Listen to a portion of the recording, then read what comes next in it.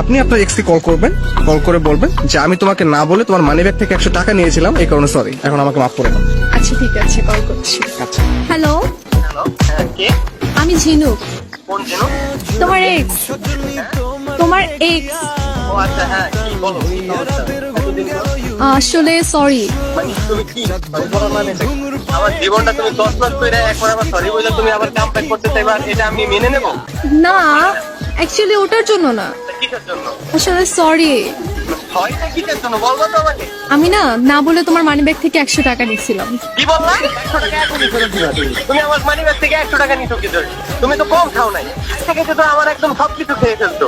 আমার জীবনে তুমি খেয়ে ফেলতো, আমার 100 টাকা আমার দিতো, তুমি আমার এই নাম্বারে এখনই তুমি আমার 100 টাকা পাঠিয়ে দাও।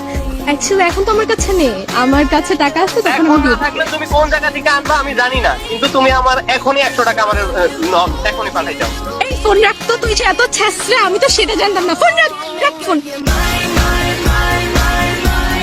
আপনি আসেন কেন? আপনার তো গার্লফ্রেন্ড না, এত সুন্দর এক্সও নাই।